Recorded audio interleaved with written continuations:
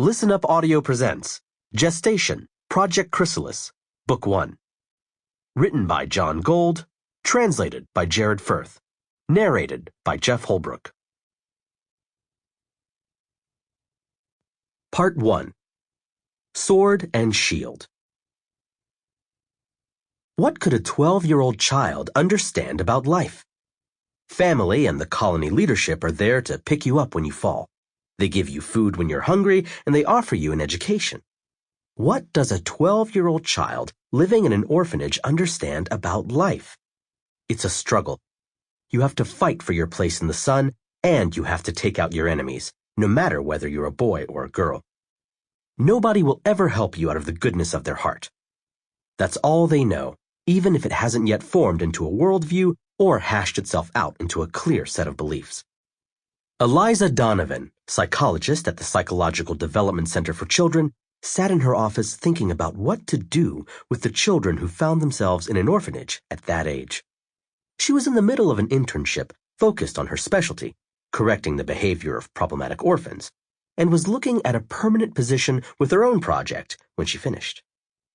There are ways of guiding and molding the worldview children have, but only if you get to them before they turn 12. From then on, the only way specialists can help is if the child recognizes their problems and seeks out psychiatric help. Eliza, as an inveterate optimist and an open and cheerful kind of person, was very different from her colleagues. Her sunny disposition made her a joy for anyone to talk to, and her youth and beauty only made things easier for her. In the harsh space age, with colonies plowing the expanses of the universe, men saw in her an angel from the ancient myths.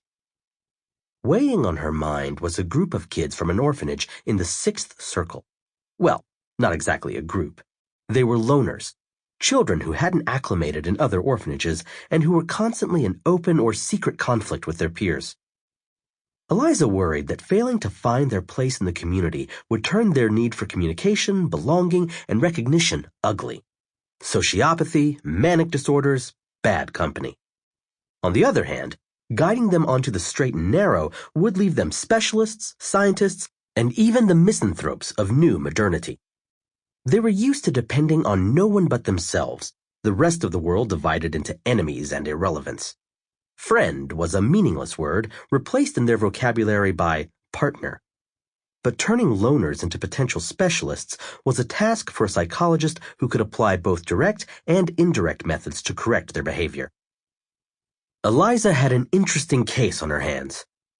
Anji Gannett was a 12-year-old boy who'd already seen 3 psychiatrists and 2 psychopathologists. To a man, they'd pronounced him in good health, knowingly refusing to talk with either peers or doctors. There were no behavioral patterns deviating from the norm, though nobody knew how he spent his free time.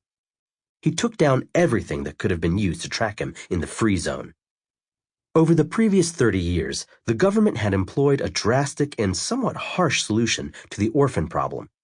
Children older than 6 were all given a full immersion game capsule that doubled as their bed. Before that age, they used contact lenses or nanobots in their eyeballs.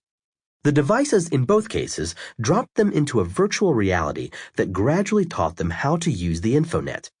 At 12, with the permission of their caregiver, they were given their own higher-level gaming account. Permission was no longer needed once they turned 14, and mature content was unlocked when they turned 18. Throughout the spectrum, children selected a race and name, after which they were placed in an in-game family, often with brothers and sisters. Everyone else in their families were NPCs. It was a humane solution. The children needed the love and care of parents, and the government couldn't give that to them directly, so it offered access to a world that could. Orphanage life meant 8 hours sleep, 12 hours free time, and 4 hours required schooling. Project Chrysalis, a lunar government program, was scheduled to start that month. The UN and a committee of independent experts had titled it the Project of the Century. Lunar was an independent nation formed 60 years prior on the dark side of the moon. It was unaffiliated with any of the coalitions or alliances. Its borders were closed, and it was only sparsely populated.